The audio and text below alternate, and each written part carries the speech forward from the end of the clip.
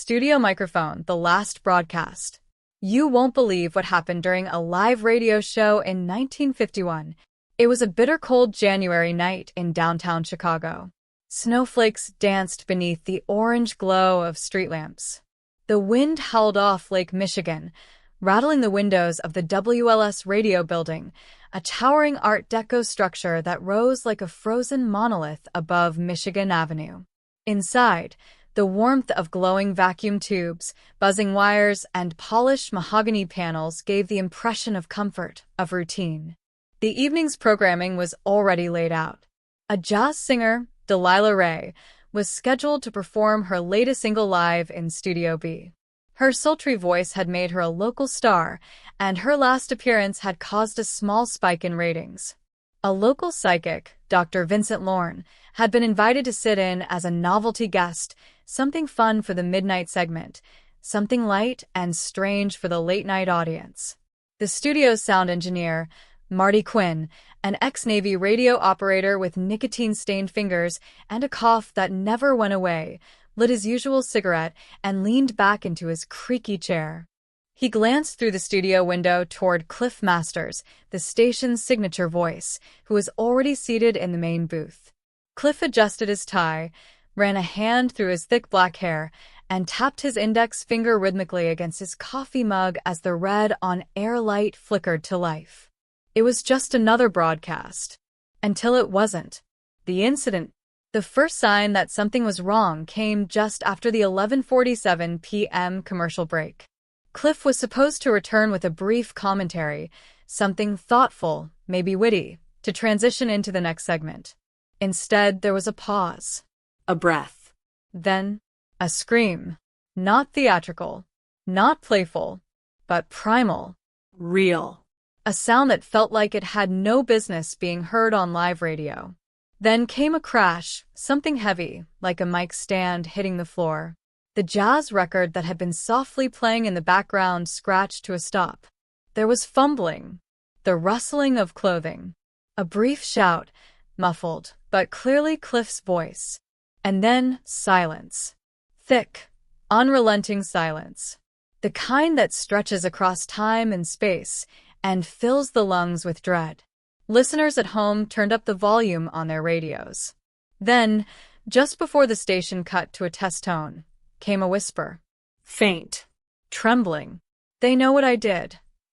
It was the last time anyone heard Cliff Masters' voice. By the time security broke into the studio, 20 minutes later, Cliff was gone. There was no blood.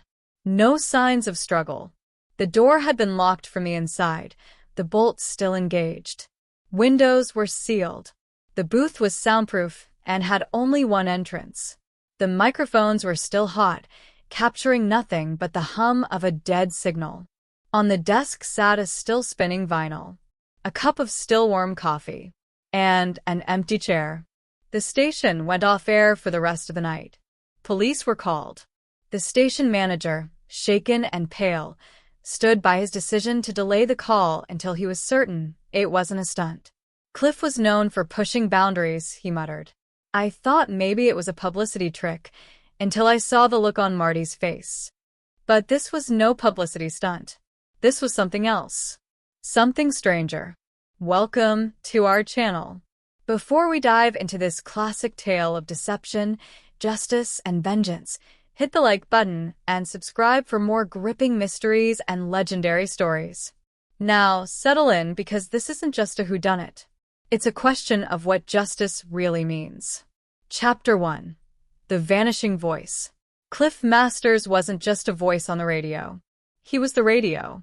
For over a decade, Cliff had been the heartbeat of Chicago's late-night airwaves. He had a voice like velvet soaked in bourbon, smooth, rich, and laced with subtle danger.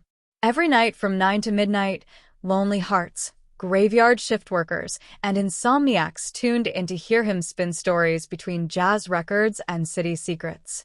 He was confident and provocateur, a storyteller with a silver tongue and a past he rarely spoke of. But Cliff also had enemies. Plenty of them. He had a reputation for speaking too freely on air, for teasing the edge of what was acceptable. He'd made pointed remarks about crooked politicians in City Hall, hinted at corruption so thick it could drown a whale, and once insinuated that the war may have ended in Europe, but not in the Chicago backrooms. Behind his charm, Cliff had always carried an edge of danger. Rumors swirled that he had once worked as a war correspondent, that he had been blacklisted during the McCarthy trials but kept his job through blackmail, that he had tapes, evidence of shady deals and wartime profiteering, that he had ties to powerful men who wanted him silent. Whether these were urban legends or grains of truth, no one could say. But when he vanished, the silence from those around him was deafening. His wife, Veronica Masters, a former stage actress turned socialite, claimed she hadn't spoken to him in days. He was always at the station, she told police. Always working. I barely saw him anymore. Her eyes were dry. Her voice, too composed. The station manager, Howard Bell, insisted he knew nothing. Cliff didn't tell me anything, he said, wringing his hands. He kept things close to the chest. He'd been off lately, nervous, checking over his shoulder. I figured he was dealing with something personal. Cliff's co-host, Danny Slate, who had once been his closest friend, refused to speak to the press at all. I'm done talking about Cliff, he snapped. Whatever happened, he brought it on himself. It seemed that the man who had spent his life telling other people's stories had vanished with his own untold. And that's when Eleanor Vale entered the story. Enter Eleanor. A former FBI profiler turned private investigator, Eleanor Vale had a reputation of her own. Sharp-eyed, steel-willed, and brilliant, Eleanor had walked away from the Bureau after a cover-up during the Red Scare pushed her too far. Since then, she'd built a quiet but formidable reputation solving cold cases no one else dared to touch. When she heard the WLS broadcast, yes, she had been listening, she knew something was off. Not just the scream, not just the whisper, but the silence that followed. The silence of a city that wanted to forget. She didn't believe in ghosts, but she did believe in secrets. And she knew that when someone like Cliff Masters disappeared, the truth wouldn't be found in the headlines. It would be hiding in the shadows, in the archives, in the static between the signals. Chapter 2. The static between the lines. Eleanor Vale had seen a lot in her years working for the Bureau. She'd interrogated Soviet defectors, walked through staged crime scenes, and cracked open cases that had been buried under layers of official silence. She had learned, painfully and thoroughly, that the truth was rarely what it appeared to be on the surface, and more often than not, someone in a tailored suit had gone to great lengths to keep it that way. But this wasn't just a cover-up. This was stranger. There was no ransom note, no grainy surveillance footage, no angry caller demanding payment or threatening further harm. Not even a ransom demand disguised as a fan letter, which was the kind of amateur play she'd seen more than once before. There was no forced entry, no bloody handprint, no sign of a struggle that could be documented or cataloged. Just a man, mid-sentence on live radio, vanishing into thin air. And in his place, a spinning record, a locked door, and a whisper so fragile it barely registered on tape. They know what I did. Whatever this was, it didn't play by the rules of the underworld. It wasn't mob-style retaliation, not by any recognizable pattern. It wasn't a kidnapping for profit, nor a political assassination with the usual coded messages. It felt personal, and yet orchestrated. It felt calculated. Eleanor stood in the soundproof hallway of WLS radio, boots echoing lightly on the linoleum floor as the hum of forgotten broadcast equipment buzzed faintly behind closed doors. The station was quieter now, quieter than she liked. Half the staff hadn't returned since the incident. The rest worked like ghosts, avoiding eye contact, avoiding questions. She'd come with a badge. Not a bureau badge. Those days were long behind her. But her name still carried weight, especially when paired with the quiet intensity in her eyes. The station manager had let her through with little protest, if only to get her out of his lobby. And it was there, in the hallway outside the studio, that she met the only witness. Thomas, the blind tuner. He was seated on a narrow bench outside Studio B, just beneath a faded poster of Cliff Masters smiling behind his microphone. Thomas Harlan was in his early 60s. Compact build, eyes clouded by cataracts. His hands, however, were perfect, long-fingered, gentle, precise. The hands of a man who spent his life feeling vibrations, not just hearing sound. He had worked as a contract piano tuner for the station for nearly 20 years, maintaining their antique upright for live music broadcasts. That night, he had arrived just after 11:30 to prep the piano for Delilah Ray's performance. But Delilah never got to sing, and Thomas never tuned the piano.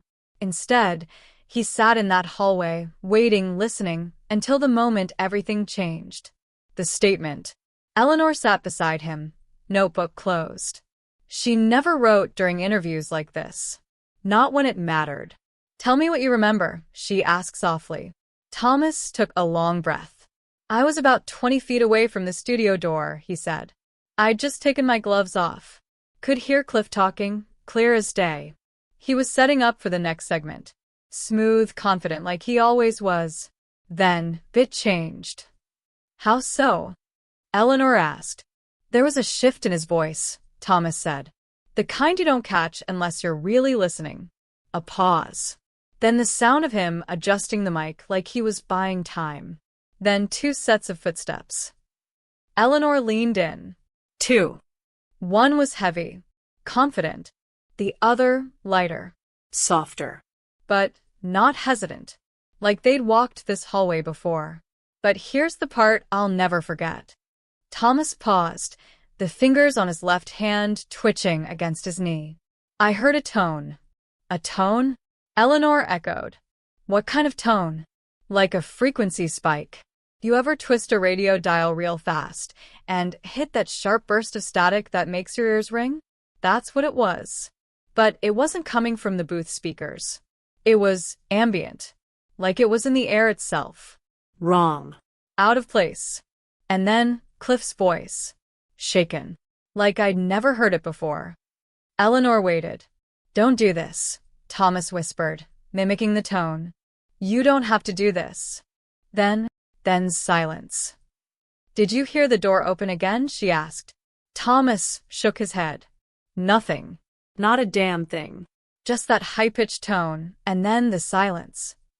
Eleanor stared at the studio door, still bearing a dent from when security had forced it open. Inside, the scene had been untouched. No signs of conflict. No exit routes. Not even a disturbed rug. Just an empty chair. A mic left hanging. A cup of coffee still steaming, as if time had frozen in place. And yet, no one had entered or exited on the station logs. The guard at the front desk swore no visitors. The door had been locked from the inside, and the broadcast board showed no audio abnormalities. Except the whisper. The whisper was real. She'd listened to the cleaned-up audio 20 times that morning, even played it backward. There was no denying what Cliff had said. "They know what I did." Theories. Back in her office later that evening, Eleanor spread the pieces out across her corkboard like a battlefield general planning a siege. No witnesses, save for a blind man with a perfect ear. No forced entry. No signs of struggle. A strange frequency spike, unregistered by studio equipment. A whisper. Was it a psychological breakdown? A staged vanishing? Or something else? Something intentional. Was Cliff running from something? Someone? Had he uncovered a secret too dangerous to say aloud? And if so, why say anything at all? Why whisper that last phrase on air unless he wanted someone to hear it? Unless that whisper wasn't fear, but a message. The questions. By the time Eleanor extinguished her desk lamp that night, her walls were covered in pinned articles, recordings, and faded black and white photographs. She didn't believe in ghosts, but she did believe in secrets that whispered like ghosts, in truths buried beneath official silence. in men like Cliff Masters who walked too close to the fire and tried to speak the unspeakable. So the real question was no longer just, how did Cliff disappear? It was, what did he know? And who else knew that he knew? Because if Thomas was right, if that tone had been something more than static, then Eleanor wasn't chasing a missing person. She was chasing a signal. And something or someone was still broadcasting. Chapter 3. The Tape That Wasn't There. Eleanor Vale had long learned that in investigations like this, the truth didn't sit neatly on someone's desk or come tied up in a typed report. It hid in basements, behind locked drawers, in the spaces between dates on a calendar. And sometimes, it hummed softly on forgotten machines long after everyone else had stopped listening. The archivist's closet. It started with a name, Samuel Knox, the station's longtime archivist. A quiet man with thick glasses and an obsessive devotion to cataloging every second WLS had ever broadcast. Eleanor found him in the sublevel beneath the station, a maze of old tapes, brittle paper logs, and shelves lined with magnetic reels. "You're wasting your time," he told her at first. Cliff's personal recordings were never logged. He was particular about what went into the archives. He kept some of his own stuff in a locked cabinet. Said they were private segments. Experimental, maybe. Most of us figured it was just ego. "Where's the cabinet now?"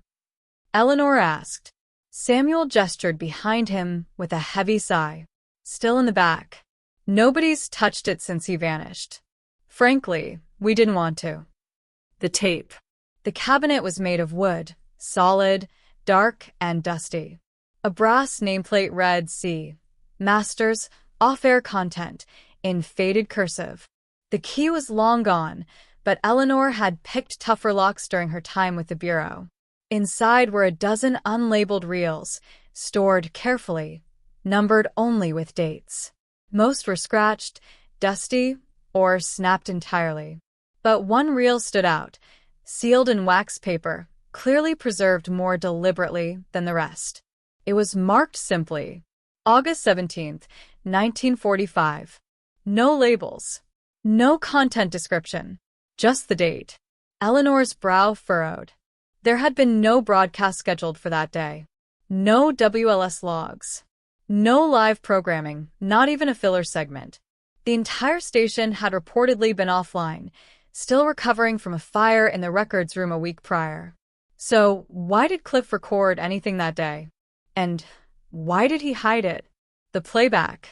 Back in her apartment, walls lined with newspaper clippings, red string connecting names, faces, places. Eleanor threaded the reel into a borrowed Revere tape machine and sat back, notepad in hand, heart pounding beneath the surface of her calm exterior. The tape crackled to life, with a familiar hiss of analog warmth. For the first few seconds, there was nothing, only room noise. Then the faint hum of an electrical buzz. Then a whispers, barely audible at first. The sound of two, maybe three people, speaking rapidly, urgently. Not quite English. Not quite foreign. Their voices overlapped, as if reading numbers in relay. Eleanor leaned in. 14-22-0. Julia. Echo, 35. The voices repeated, alternating between male and female. Suddenly, the tape jolted with a high-pitched tone, followed by sobbing. A woman's voice, deep with grief, echoed through the room. It wasn't staged. It wasn't performance. It was raw, real. And then came Cliff's voice, terrified, breathy, unlike any version of him she had heard before. "They told me it would stay buried," he said. "They promised." The tape whirred slightly and then static. For nearly 10 seconds, the tape held nothing but static. And then a single word, carved into the air with chilling clarity. Velvet Echo. And the reel clicked to a stop. What was Velvet Echo? Eleanor rewound the tape and played it 3 more times. Then 5. She transcribed every number, every letter. She slowed down the sobbing, trying to isolate it. ran it through pitch analyzers. She stared at the words Velvet Echo until they blurred. Was it a code name? A covert military program? A psychological experiment? She scoured declassified war records, cross-referenced WLS's studio roster with military personnel files, called in favors from ex-colleagues who still owed her from her FBI days. And she found nothing. No mention of a Velvet Echo. No record of a broadcast or transmission. Not in public records. Not in military logs. Not in conspiracy forums or Cold War whistleblower statements. Until one night, she received an anonymous envelope. Inside was a single newspaper clipping, a classified ad dated August 17, 1945, from the Chicago Tribune. V11. Static fades. Contact holds. Eyes open. Silence persists. Echo.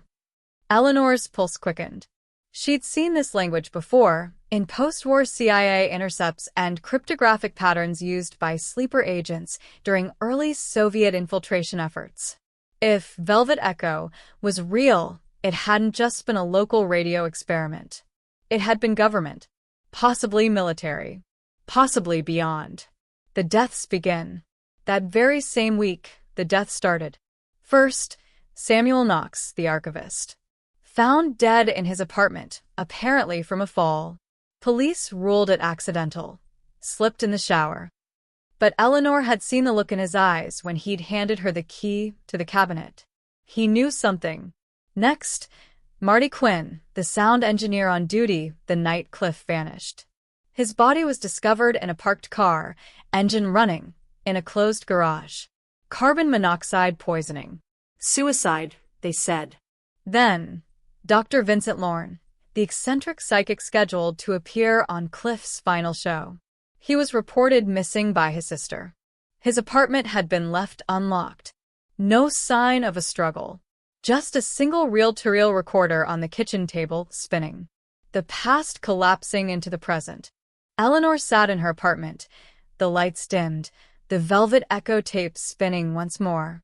Every time she played it, she noticed something new, a phrase in the background, a whisper, a tonal shift. She wasn't just listening to a recording anymore. She was chasing a signal, one that someone or something didn't want to be heard. The voices from 1945 had made their way into the present, slipping through the cracks in time, carried on magnetic tape, on hidden frequencies. And people were dying for it. Not because they remembered, but because they had forgotten and someone had made sure they never remembered again. Cliff Masters hadn't just stumbled on a secret. He had broadcast it. And Eleanor was now tuning into a frequency that didn't exist on any dial. Not AM.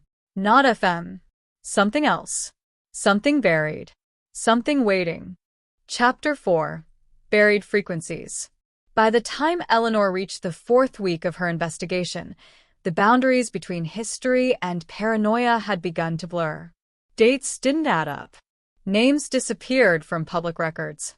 Deaths began to pile up like breadcrumbs. Only these breadcrumbs led not to a place but a signal. A signal buried beneath decades of silence. She no longer doubted that Velvet Echo was real. But what disturbed her most was how hard someone had worked to erase it. A building with a buried past. The WLS radio studio was a monument to mid-century media. A pristine tower with marble floors and gold-lettered plaques, a place where voices once filled the airwaves from coast to coast.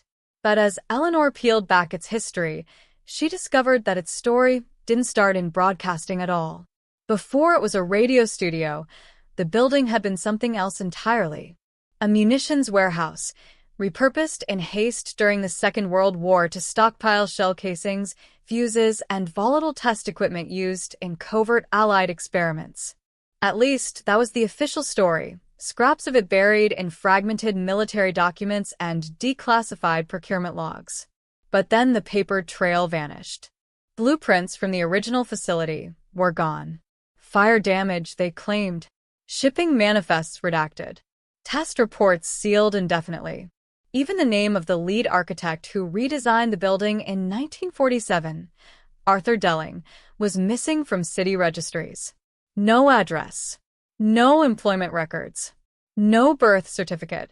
As if the man had been plucked out of time. Eleanor contacted the city archives. They had no listing for the warehouse ever existing, not at that address. Strange, the clerk had muttered. But not uncommon when the government leased space back then. But for Eleanor, it was far more than a clerical oversight. It was a deliberate erasure. The janitor, who knew too much. One of the few people who had offered to help her, quietly, nervously, was an elderly janitor named Luis Romero, who had worked at WLS for nearly 30 years. Luis remembered when the studio's lower levels were sealed off for safety upgrades in the late 70s. He remembered how new staff were told not to enter sublevel 3. He remembered strange noises from behind locked doors. And one night, during one of Eleanor's late visits to the archives, he whispered to her, "They never got rid of the old equipment." "Not really. It's still down there, behind the boiler room. The antenna cables run deeper than anyone thinks. There's something still alive down there. I hear it sometimes, at 3:33 in the morning. A high-pitched tone, and then voices." Eleanor asked him to show her. Luis nodded, said he needed time to get the master keys. Tomorrow night, he promised. He never made it back. The next morning, Eleanor got the call. Luis had been found dead in the building's electrical closet, mouth stuffed with radio wire.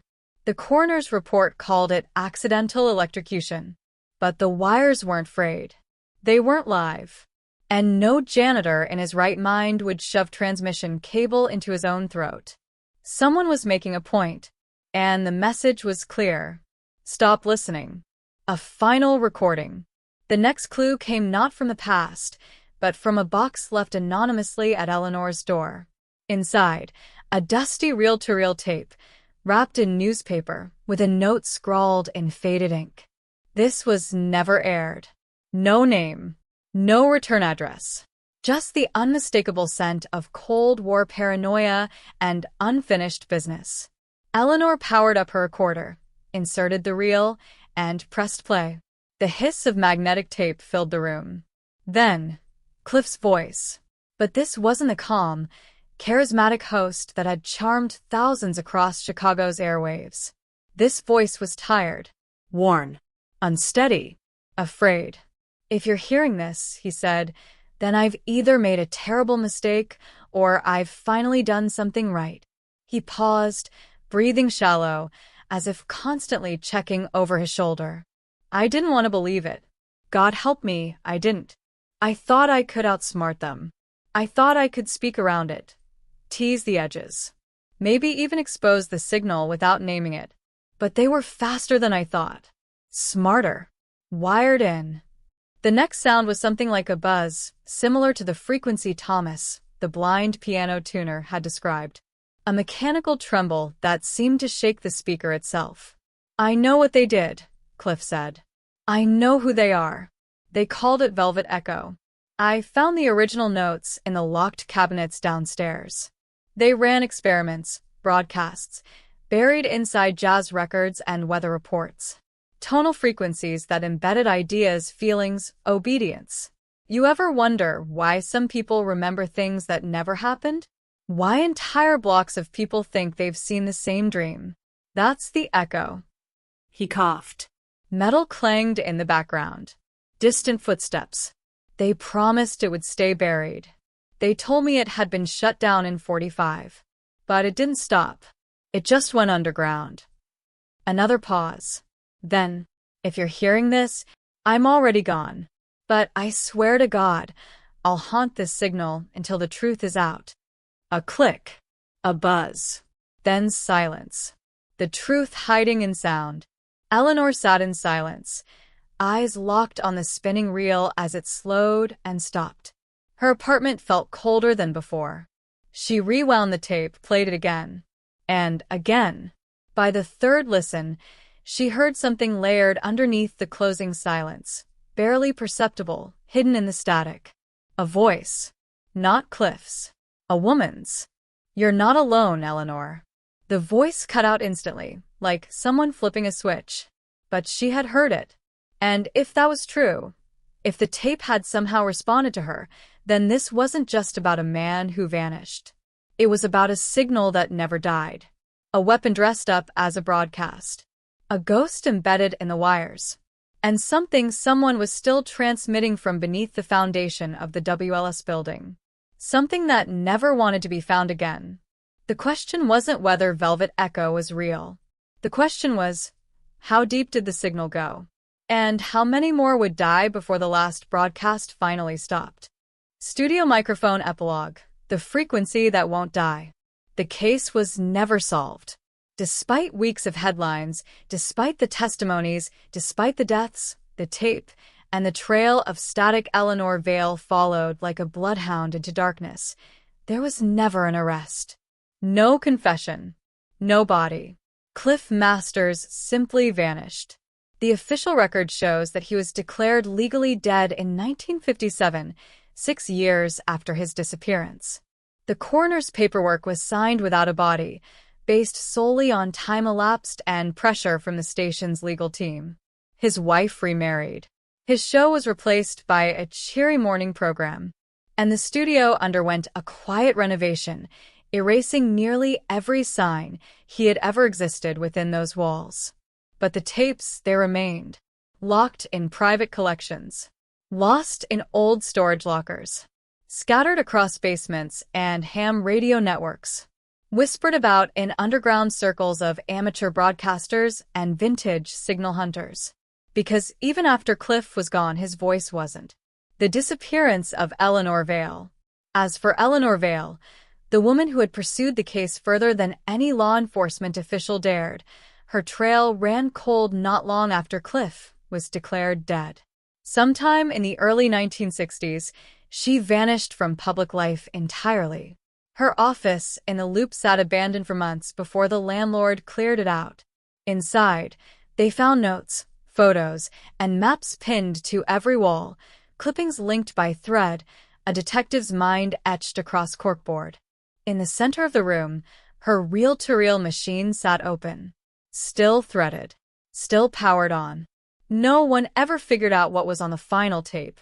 The authorities labeled her disappearance voluntary, said she must have burned out, fled to the coast, found peace in anonymity.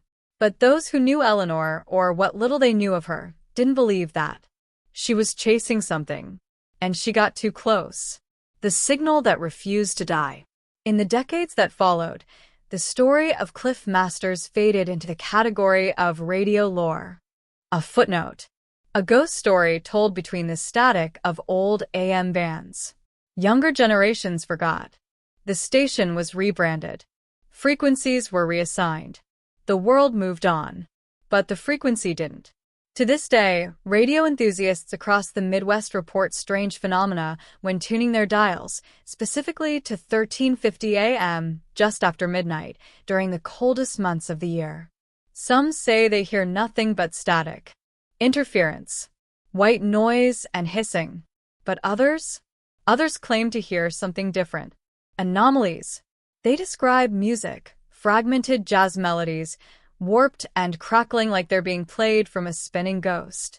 Songs that haven't been aired since the early 1950s. Songs never commercially released. Tracks that collectors can't trace. Music with no origin. And sometimes it isn't music at all. Sometimes it's a voice. Clear. Confident.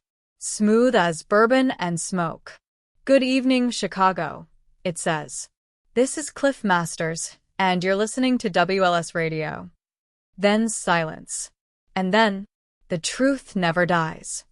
The voice cuts through the air like a blade, defying static, breaking through time. Some record it. Some try to trace it. But no one ever finds a source. No transmission tower. No pirate station. No scheduled programming. Just a ghost. Still broadcasting. Theories and obsession. Forums have popped up around the phenomenon.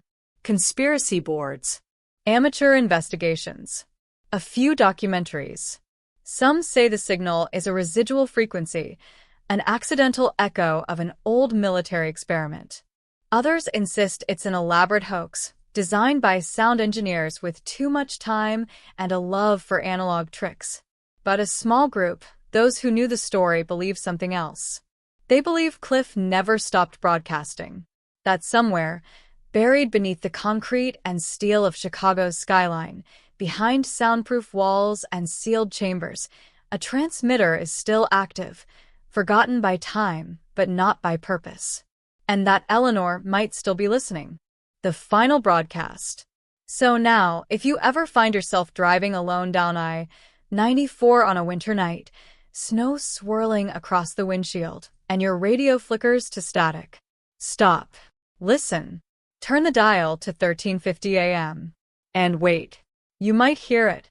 A scratchy jazz record.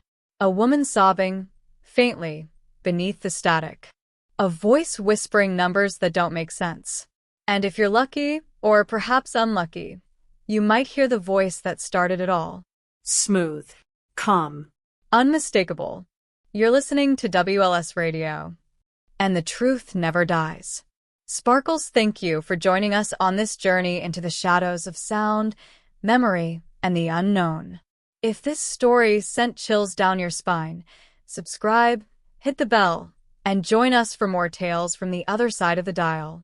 Because some mysteries don't fade, some frequencies never stop, and some stories are still being told, even if no one's left to hear them.